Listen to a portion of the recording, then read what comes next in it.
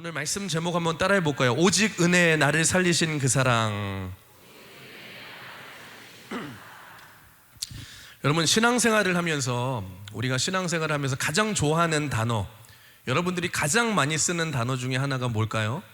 바로 은혜라는 단어죠. 은혜.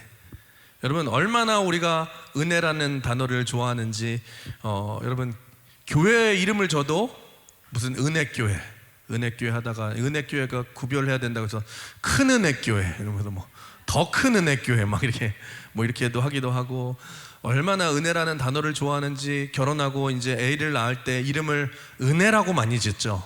우리 중에 여러분 김은혜, 이은혜, 박은혜, 강은혜, 뭐 최은혜 엄청 많잖아요. 그러니까 은혜라고 많이 짓지 않습니까?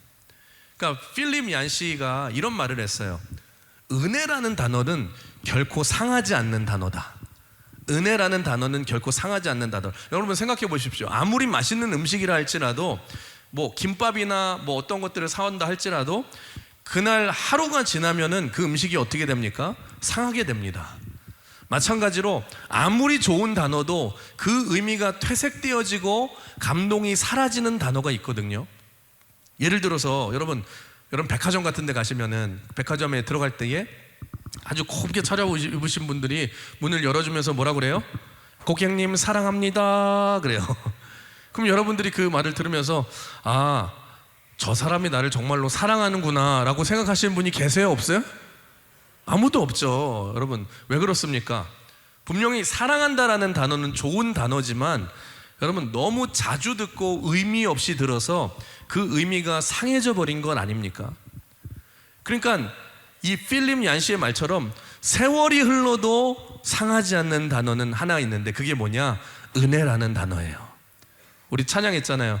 우리 제일 좋아하는 찬양이 뭐예요? 우리 아까도 성가대가 찬양했지만 지금까지 지내온 것 주의 크신 은혜라, 한이 없는 주의 사랑 어찌 그리 마르라. 또 우리 좋아하는 찬양 뭐가 있어요?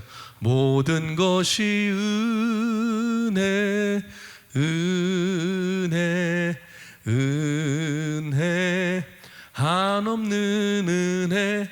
내 삶에 당연한 것이 하나도 없던 것은 모든 것이 은혜입니다. 우리 옆 사람 한번 인사해 볼까요? 모든 것이 은혜입니다. 오늘 본문에서도 사도 바울이 자신의 인생을 고백하면서 이런 고백을 하죠. 우리 한번 같이 읽어볼까요? 고린도전서 15장 10절 시작. 그러나 내가 나된 것은 하나님의 은혜로 된 것이니 내게 주신 그의 은혜가 헛되지 아니하여 내가 모든 사도들보다 더 많이 수고하였으나 내가 한 것이 아니요 오직 나와 함께 하신 하나님의 은혜로다. 내가 한 것이 아니라 오직 나와 함께 하신 하나님의 은혜로다. 여러분, 그렇습니다. 세월이 흘러도 수없이 듣고 또 들어도 여러분 상하지 않고 우리의 가슴을 울리는 단어가 은혜라는 단어인 줄 믿습니다. 그렇다면 여러분, 이 은혜라는 게 무슨 뜻이에요? 은혜.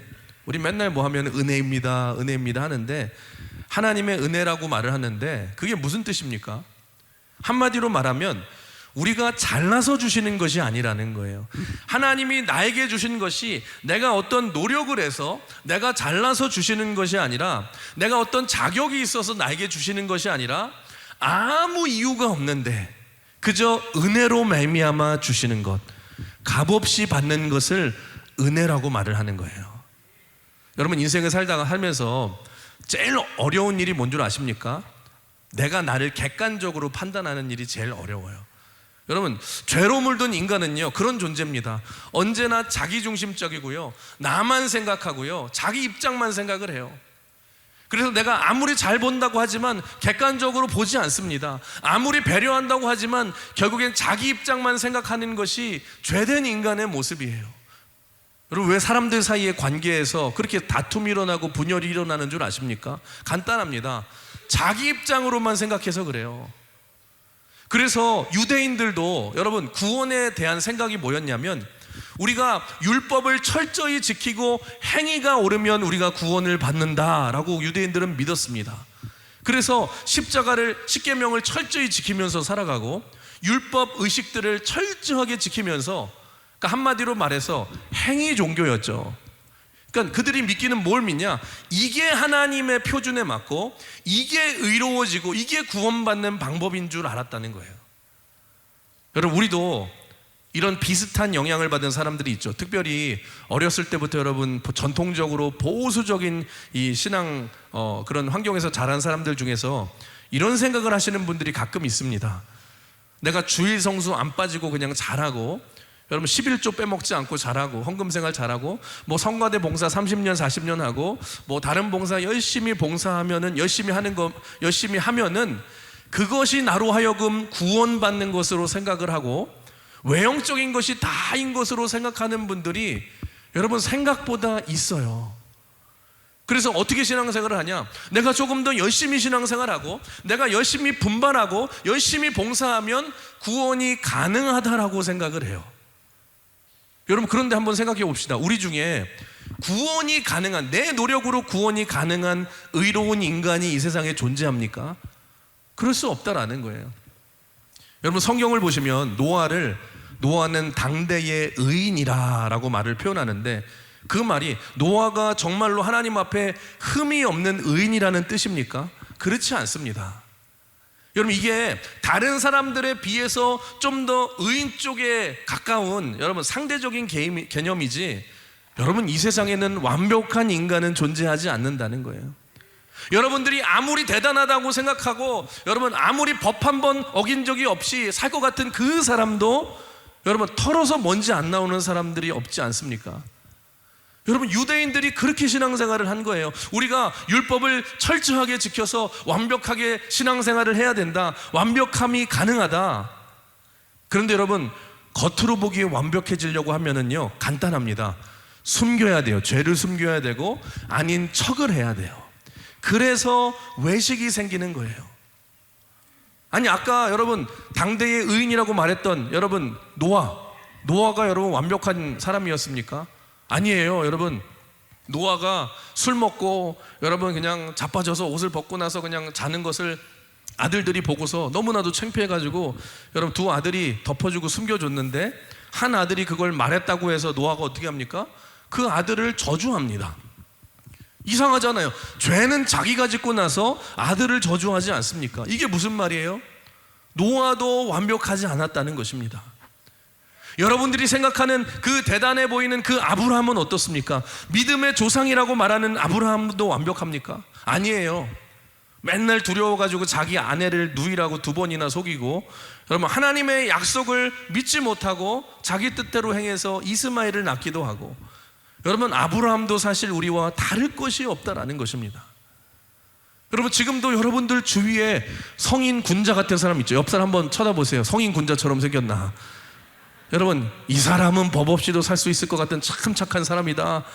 근데 실상이 뭔 줄 아십니까? 여러분, 그 사람도 숨어서 죄를 짓고요. 다 뻥입니다. 옆 사람 인사해 볼까요? 다 뻥입니다. 무슨 말이냐? 여러분이 생각하기에 그 대단해 보이는 것 같은 사람도 숨어서 죄를 지을 뿐이지 이 세상에 완벽한 사람은 없다라는 거예요. 그 유명한 성 프란체스코의 일대기 중에 이런 일화가 있습니다. 당시 프란체스코가 워낙 존경을 받아서 시기 질투하는 사람들이 굉장히 많았는데, 어느 날 한 사람이 프란체스코를 좀 깎아내리려고 와서 질문을 한 거예요. 당신 자신이 누구라고 생각을 하십니까? 그랬더니 프란체스코가 이런 말을 했어요. 저는 가장 악한 사람입니다. 그 말을 들으니까 이 사람이 더 기분이 나쁜 거예요. 왜냐하면 더 위선적인 것 같고, 아니 그래가지고 다시 묻게 됩니다. 아니, 세상 모든 사람들이 당신을 성인이라고 칭찬하고 높이는데, 훌륭한 사람이라고 평가하는데 자신을 가장 악하다고 말을 한다니 당신 지금 쇼하는 겁니까? 그랬더니 프란체스코가 이런 말을 했어요. 사람들이 내가 누군지 몰라서 그런 얘기를 하는 것이지, 만약에 하나님이 내게 주셨던 은혜를 딴 사람에게 주셨더라면 그 사람은 나보다 몇 배 더 훌륭한 사람이 되었을 것입니다. 나는 정말로 악한 사람인데 하나님의 은혜로 여기까지 온 것이지, 나는 하나님의 은혜로 없이는 살 수 없는 사람입니다. 여러분, 무슨 말입니까? 그 유명한 성 프란체스코도 뭐라고 고백해요? 하나님의 은혜라고 고백하지 않습니까? 여러분, 그래서 많은 사람들이 자기 기준으로 살기 때문에 나는 율법을 철저하게 지키고 훌륭하게 산다라고 생각을 합니다. 그런데 여러분 아셔야 될 게 뭐냐? 하나님의 기준은 뭐냐?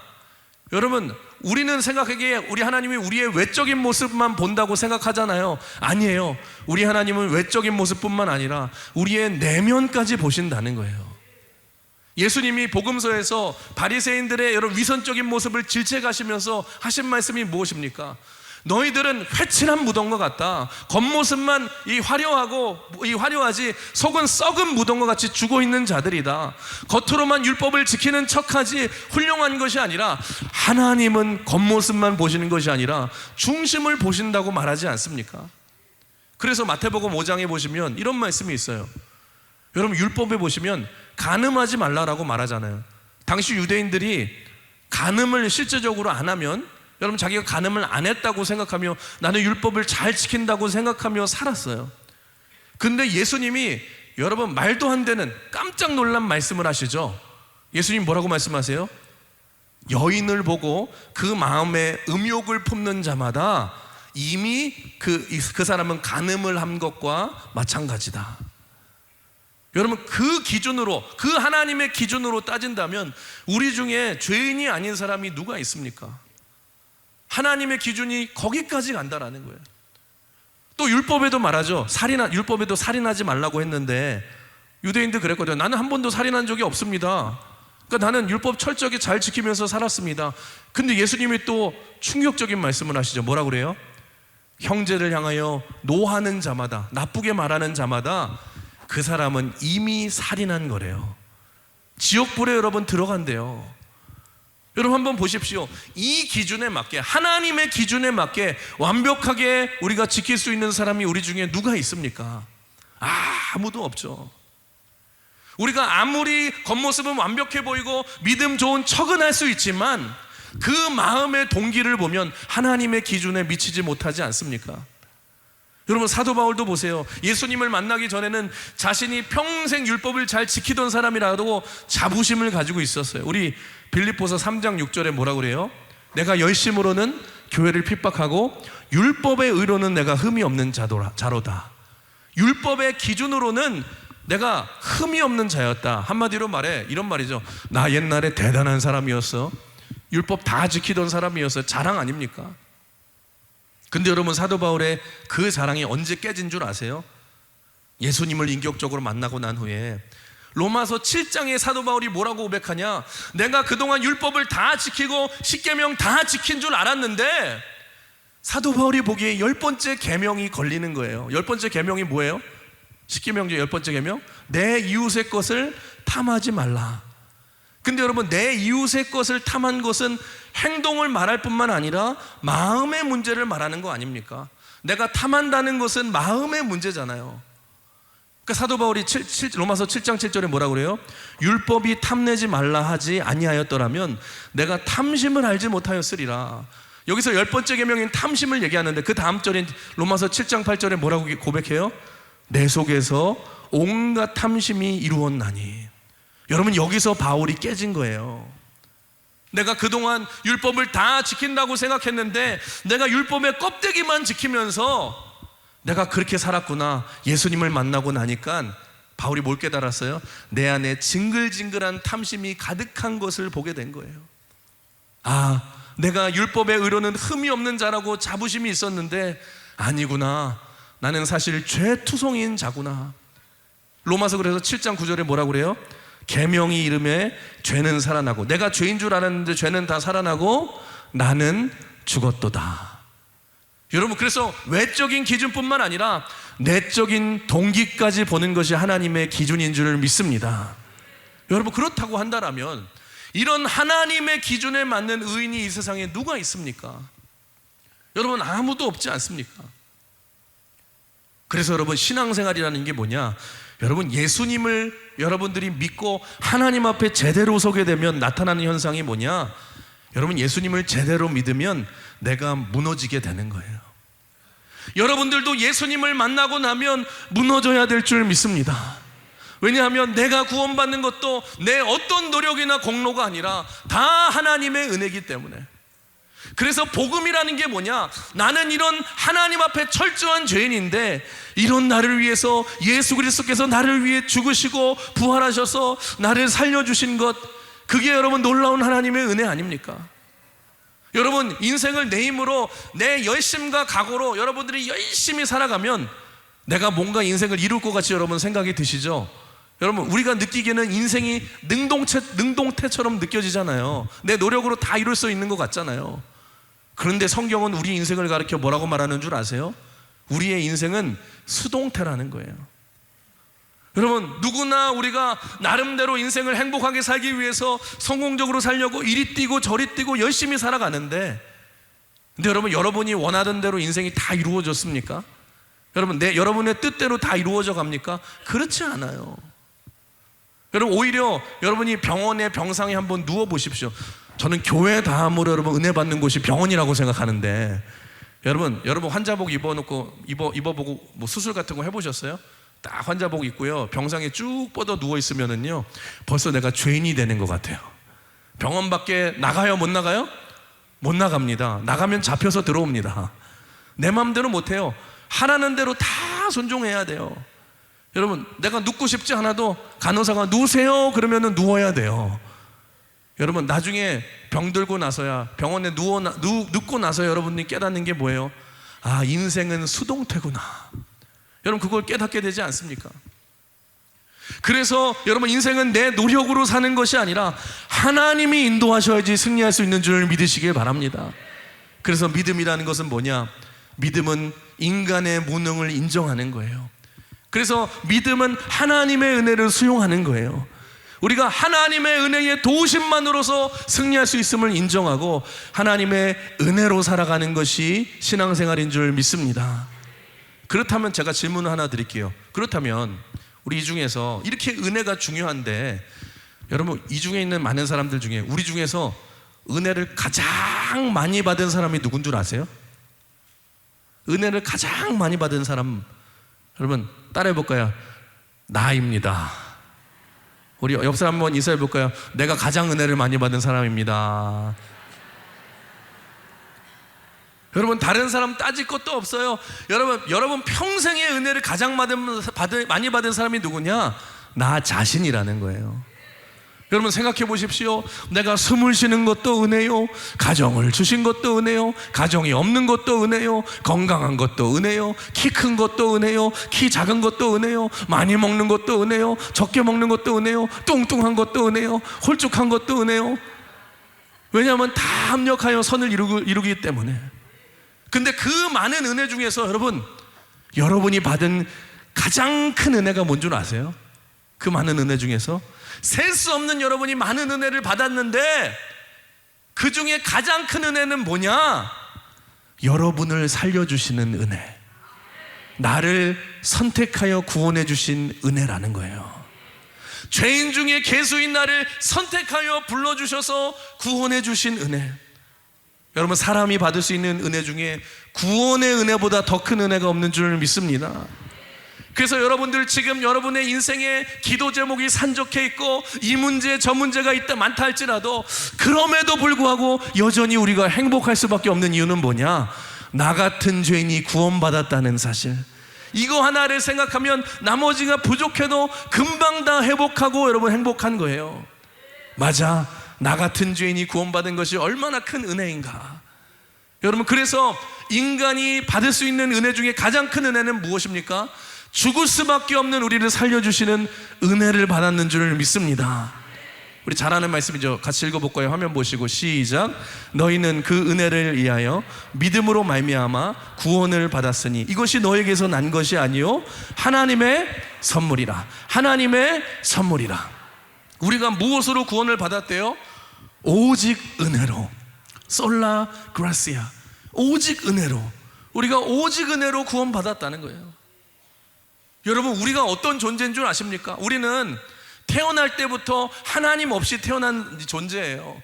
여러분, 죄 중에 가장 큰 죄가 뭔 줄 아세요? 하나님을 안 믿고 살아온 불신의 죄가 가장 큰 죄거든요.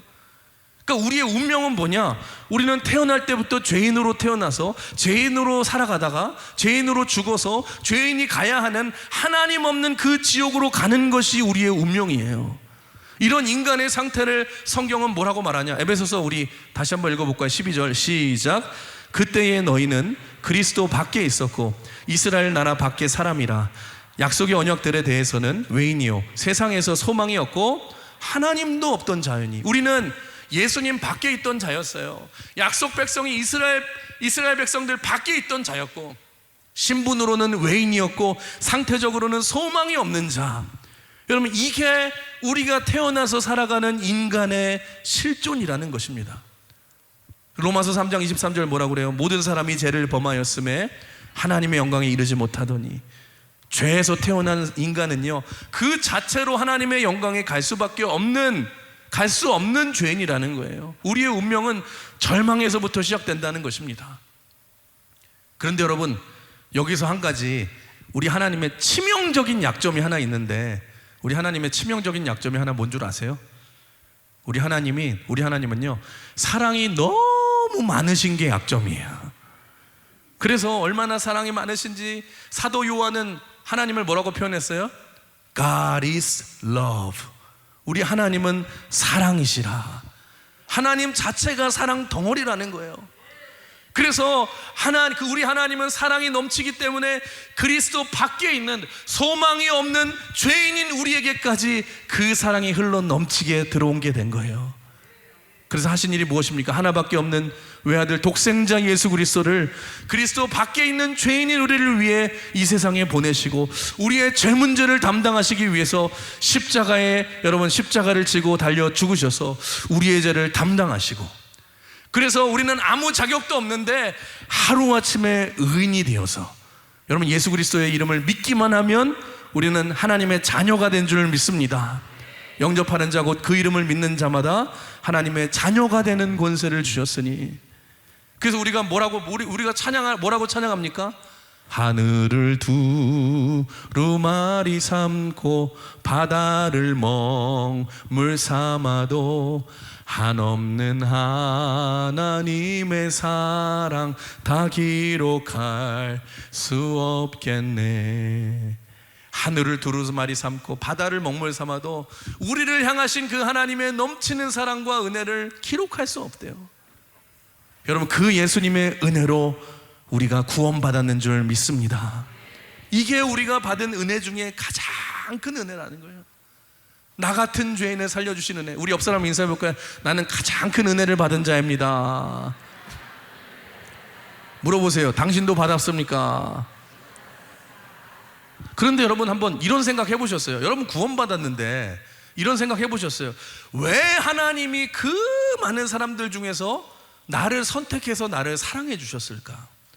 세상의 모든 사람들이 다 구원받는 게 아니잖아요. 왜 자기 아들을 주시기까지 여러분 우리를 살리고 싶었던 사람이 나였을까? 여러분 이런 생각 해보셨습니까? 우리 옛날에 그런 찬양 많이 했잖아요. 우리 어르신들 막 하나님의 은혜가 기뻐가지고 막 왜 날 사랑하나. 아침에 와서 좀 안 나오는데 피치가 왜 날 사랑하나 아시죠? 그냥 가사가 왜 날 사랑하나요? 왜 날 사랑하나? 왜 날 사랑하나? 나 아무것도 없는데 왜 난 자격이 없는데 왜 날 사랑하나? 아니 세상에 하늘의 별보다도 많고 이 땅의 모래알보다 많은 그 수많은 사람 중에서 하나님이 나를 선택하시고 내게 사랑을 부어주셨는데 그 많은 사람들 중에 왜 내게 사랑이 찾아왔을까? 어떻게 내가 예수님을 믿고 지금 구원받게 되었을까? 그 이유가 뭔 줄 아십니까? 그 이유를 제가 알려드릴게요. 정답이 뭐냐면 여러분 이유가 없는 게 정답이에요. 여러분 하나님이 여러분을 선택하셔서 구원하실 이유가 전혀 없다라는 거예요.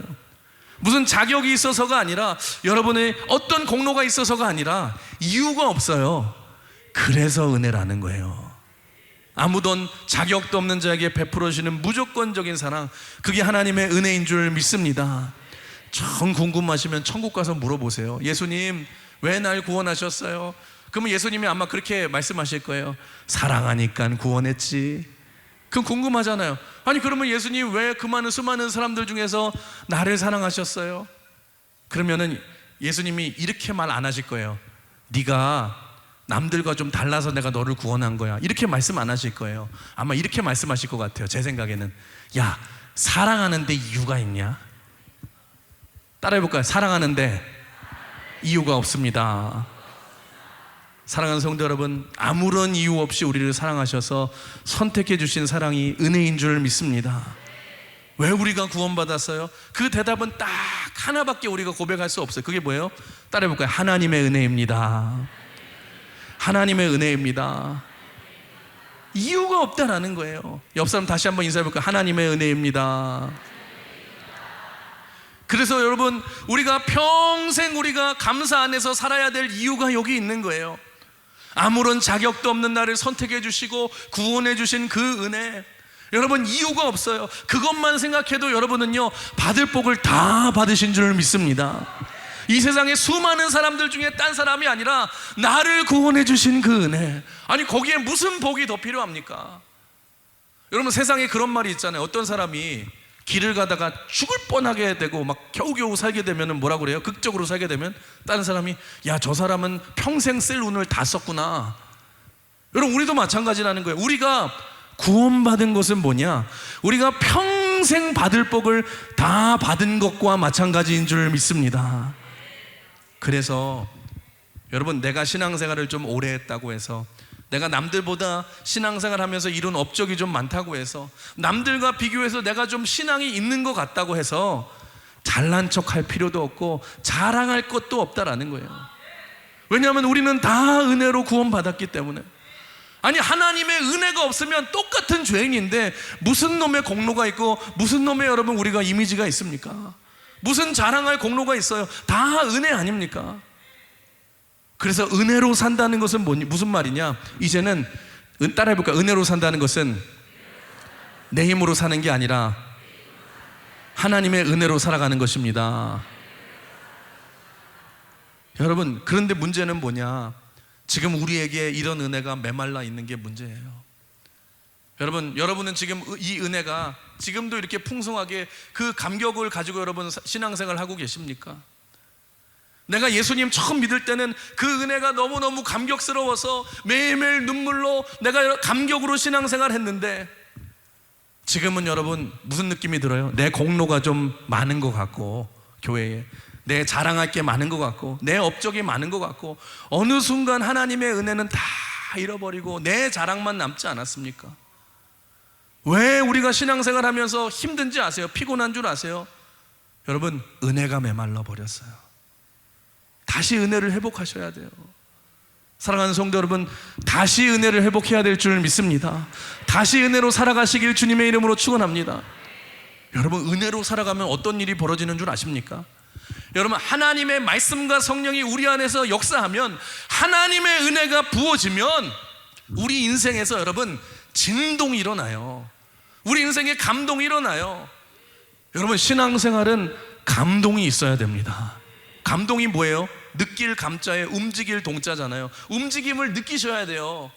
그게 감동이잖아요. 하나님이 우리에게 주시는 감동이 있어야 된다는 거예요. 아니, 저 같은 설교자도 마찬가지 아닙니까? 여러분, 제가 말씀을 준비하면서 하나님의 말씀을 붙들고 묵상하다 보면 어느 순간인가 어느 여러분 부분에서 하나님이 주시는 떨림이 있고, 하나님이 부어주시는 은혜가 있고, 감동이 있어요. 부어주시는 은혜가 있어요. 그러면은요, 제가 그때 거기서 이렇게 기도합니다. 하나님께, 하나님, 제가 이 감동을 전하기를 원합니다. 하나님, 이 은혜가 증폭되기를 원합니다. 제 가슴에 주신 이 은혜를 성도들에게 전할 때는 이 떨림이 지진이 되게 하여 주시옵소서. 성령의 기름 부어 주시옵소서. 그래서 여러분, 은혜로 산다는 것은 뭐냐? 여러분, 은혜하고 가장 비슷한 단어는 제가 보기에 사랑인 것 같아요. 사랑. 옆 사람 다시 한번 인사해 볼까요? 사랑합니다. 여러분, 사랑할 때 감정이 기억나세요? 뭐 죄송하지만 여러분 이미 다 죽은 사람이어서 뭐 감정도 죽었고 설레임도 죽었고 메마름도 다 죽고 다 까먹으셨을 텐데, 기억해 보세요. 그런 날이 있었어요. 여러분 모르시지만 그런 일이 있었어요. 옛날에 여러분들 젊었을 때 참 연애할 때의 감정이 생각나실 거예요. 그 오빠 옆에만 가면은 막 가슴이 두근두근하고 새근새근거리고 막 콩닥콩닥거리고 설레어서 괜히 오빠한테 잘 보고 싶어가지고 여기 한번 넘기고 여기 한번 넘기고, 여러분 괜히 막 머리 한번 이렇게 묶고 이렇게, 여러분 그럼 남자들이 막 그 여자 앞에만 서면은 막 그냥 떨려서 막 속으로 막 외치죠. 막 노래하죠. 그대 앞에만 서면 왜 나는 작아지는지. 그 여자 앞에만 가면은 떨림이 있고 흥분됨이 있고 두근두근됨이 있고, 여러분 기다려도 지치지 않아요? 3시간 기다려도 지치지 않고 아무리 있어도 기뻐요. 나한테 눈빛만 한번 줘도 여러분 기쁘잖아요. 여러분 이게 하나님의 은혜로 신앙생활 하는 것과 마찬가지라는 거예요. 여러분 하나님의 생명을 우리가 접하고 여러분 은혜 받으면은요, 은혜 붙들면은요, 우리 가슴에 이런 떨림이 생기는 거예요. 감동이 있는 줄 믿습니다. 그 떨림으로 신앙생활하면 절대로 지치지 않는 줄 믿습니다. 그 떨림을 여러분이 가는 곳마다 증거하면 생명이 살아날 줄 믿습니다. 가는 곳마다 여러분 뒤집히는 역사가 일어날 줄 믿습니다. 그게 은혜로 살아가는 인생이에요. 그런데 왜 내 인생에는 이런 떨림과 감동이 없는 줄 아십니까? 내 은혜가 메말라 버렸기 때문에, 하나님의 은혜를 떠났기 때문에. 여러분 마가복음 14장에 보시면 마리아가 나옵니다. 마리아가 예수님이 베단이라는 곳에 가셔서 나병 환자 시므온이라는 곳의 집에서 식사를 하실 때에 마리아가 예수님께 나와서 그 귀한 향유 옥합을 깨트려서 예수님의 발에 붓는 장면이 나와요. 여러분 향유라는 것은 당시에 혼숫감이죠. 혼숫감. 나드, 특별히 나드라는 것은 인도산으로 가장 이 값비싼 향유인데 한 병이 한 300데나리온 정도 한대요. 우리 돈으로 하면 수천만 원이 넘는 돈. 요즘식으로 하면 억이 될 거예요. 억 단위로. 당시 마리아는요 형편이 넉넉한 자가 아니었습니다. 마리아가 평생을 모아서 아마 행복한 결혼을 꿈꾸며 좋은 곳에 시집가기를 꿈꾸며 내가 누군가 좋은 남자를 만나면 이렇게 행복하게 살겠지 그러면서 혼숙감으로 평생을 준비하며 모은 꿈과 같은 것이 향유인데, 여러분 어느 날 마리아에게 하나님의 은혜가 임했습니다. 그리고 마리아의 삶에 떨림이 일어나고 진동이 일어나고 감동이 일어났어요. 그러자 어떤 일이 벌어졌어요? 마리아가 평생 모은 그 귀한 향유 옥합을 말도 안 되게 예수님 앞에서 깨트려서 다 예수님을 위해 붓지 않습니까? 어떻게 이런 말도 안 되는 일이 벌어질 수 있을까? 여러분 간단해요. 마리아의 삶에 하나님의 은혜가 임했기 때문에, 그의 삶에 감동이 일어났기 때문에 전혀 아깝지 않은 거예요. 나중에 예수님이 뭐라고 합니까? 마리아를 칭찬하지 않습니까? 이 마리아가 나의 장례를 준비하였느니라. 여러분 잊지 마십시오. 은혜를 경험한 사람은 계산하지 않습니다. 은혜를 잊어버린 사람만 계산하는 거예요. 사랑하는 성도 여러분, 이것이 바로 은혜로 살아가는 삶인 줄 믿습니다. 여러분은 이런 은혜의 삶을 경험하고 계십니까? 성경을 보시면 여러분 하나님께 쓰임받는 모든 사람들의 공통점이 뭐냐? 그들은 하나님의 은혜를 경험한 후에 그들의 삶이 뒤집혀 버렸어요. 믿음의 조상인 아브라함을 보십시오. 창세기 12장에서 여러분 그 당시에 잘 살던 동네, 여러분 갈대아 우르에 살고 있는 75세의 할아버지에게 하나님이 말씀하셨어요. 너는 네 고향과 본토 친척 아비집을 떠나 내가 너에게 보여줄 땅으로 가라. 여러분 하나님의 말씀을 듣고 은혜가 임하자 아브라함이 그 감동과 존재의 떨림을 경험한 후에 말씀대로 순종해서 떠나지 않습니까? 그래서 하나님 앞에 쓰임받는 인생이 되잖아요. 사랑하는 성도 여러분, 은혜를 붙드시길 주님의 이름으로 축원합니다. 은혜를 회복하시길 주님의 이름으로 축원합니다. 여러분 하나님의 은혜가 임하면 떨림이 있어요. 저 같은 설교자에게 은혜가 임하면 말씀 듣는 성도가 뒤집어질 줄 믿습니다. 성도에게 은혜가 임하면 교회가 성령 충만할 줄 믿습니다. 하나님 수준의 일들을 감당할 줄 믿습니다. 여러분 셀 리더가 은혜 받으면 셀이 변화되는 거예요. 내가 은혜 받으면 우리 가정이 살아나는 거예요. 은혜 받은 성가대가 찬양하면 그 찬양을 듣는 성도들이 대굴대굴 구르면서 회심하는 역사가 일어날 줄 믿습니다. 은혜가 임할 때 이런 일들이 벌어진다는 거예요. 초대교회의 모습이 다 이런 모습 아닙니까? 우리 한번 읽어볼까요? 4장 31절. 빌기를 다함에 모인 곳이 진동하더니 무리가 다 성령이 충만하여 담대히 하나님의 말씀을 전하니라. 초대교회 성도들이 하나님께 기도하고 하나님의 은혜를 구하자 하나님의 은혜가 임하기 시작했어요. 모인 곳에 진동이 일어나고 떨림이 일어나고 감동이 일어나기 시작했어요. 그러자 어떤 일이 벌어졌어요?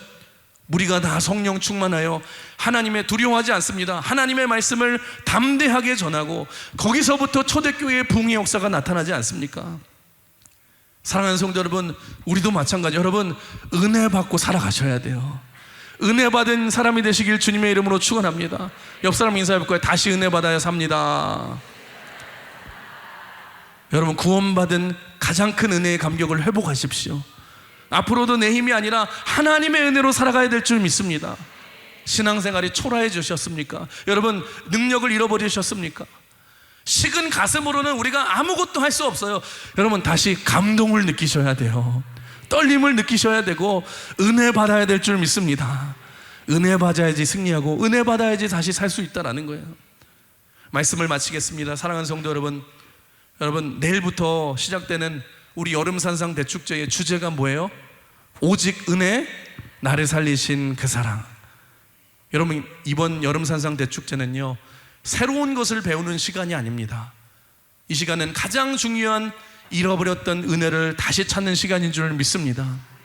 여러분, 은혜는 과거에만 역사했으면 안 돼요. 은혜는 지금도 계속되는 줄 믿습니다. 다시 그 은혜 앞에 서십시오. 제가 한 가지 팁을 말씀드릴게요. 여러분, 은혜를 경험하는 방법이 뭐냐? 예수님을 만나는 방법이 뭔 줄 아세요? 간단합니다. 예수님이 지나가시는 길목에 서 있으시면 돼요. 여러분, 이번 여름산상 대축제가 하나님의 은혜가 임하는 시간인 줄 믿습니다. 꼭 참석하셔서 다시 은혜를 회복하시고, 여러분, 은혜 없이 초라한 신앙생활 하지 마시고, 능력 없는 피곤한 인생 되지 마시고, 내 경험과 자랑만 남는 신앙생활이 아니라 사도 바울처럼 나의 나된 것은 오직 하나님의 은혜라, 그 고백을 회복하시며 은혜로 살아가시길 주의 이름으로 축원합니다. 여러분, 잊지 마십시오. 여러분은 가장 큰 은혜, 나를 선택하사 구원받은 가장 큰 은혜를 누린 자인 줄 믿습니다. 다시 그 은혜의 감격을 회복하시고 앞으로도 우리가 살아갈 삶도 내 힘이 아니라 은혜를 붙들며 살아가시길 주님의 이름으로 축원합니다. 우리 이번 여름산상 대축제를 통해서 다시 한번 말씀과 기도로 하나님의 은혜를 회복하셔서 여러분, 오직 은혜로 여러분 사도 바울처럼 영광스럽게 쓰임받는 저와 여러분 되시길 주님의 이름으로 축원합니다. 주님의 이름으로 축복합니다. 우리 같이 찬양하시고 나가길 원하는데요, 이번 산상 우리 축제 주제가죠, 시간이 흘러서 우리가 돌아보면은 우리가 결국에 느끼는 게 무엇입니까? 결국이 주님이에요. 나는 몰랐지만 내가 은혜 속에 살고 있었구나. 하나님이 나를 붙들어 주셨기에 살고 있었구나. 다시 한번 그 은혜를 회복하시는 여러분 되시길 바랍니다. 우리 같이 찬양하겠습니다.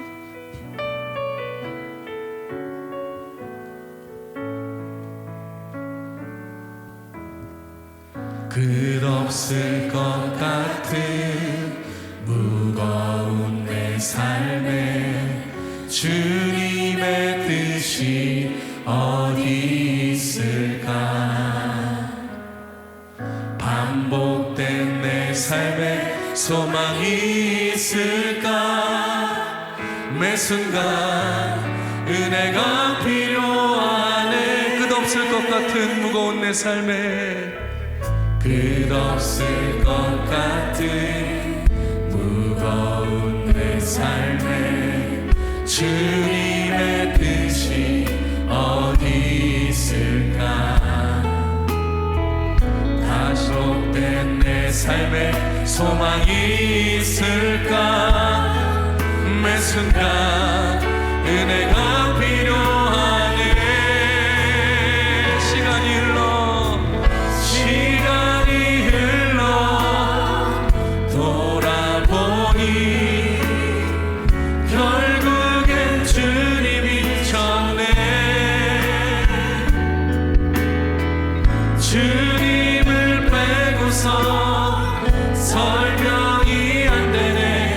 은혜 속에 살고 있었네. 어제도 오늘도 죄 많은 내 삶에, 어제도 오늘도 죄 많은 내 삶에 주님의 뜻이 어디 있을까? 다시 주님 앞에 나갈 수 있을까? 나갈 수 있을까? 매 순간 은혜가 필요하네. 시간이 흘러 돌아보니 결국엔 주님이셨네. 주님을 빼고서 설명이 안 되네. 은혜 속에 살고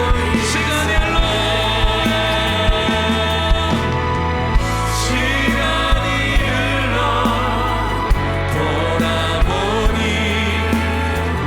결국엔 주님이셨네. 주님을 빼고서 설명이 안 되네. 은혜 속에 살고 있었네. 이제 나는 옛사람 아니요. 이제 나는 옛사람 아니요. 사망에서 건지신 주의 자녀이니 그 한없는 주의 사랑 안에 기쁨으로 두 손 높이 들고 이제 나는 옛사람 아니요. 이제 나는 옛사람 아니요. 사망에서 건지신 주의 자녀이니 그 한없는 주의 사랑 안에 기쁨을 마지막 고백합니다. 이제 나는 옛사람 아니요.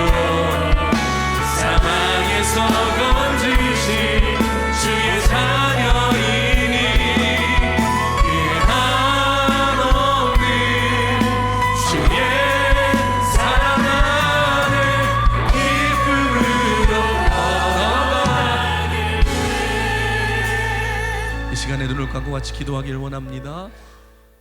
우리 사랑하는 성도 여러분, 우리가 오늘 고백한 것처럼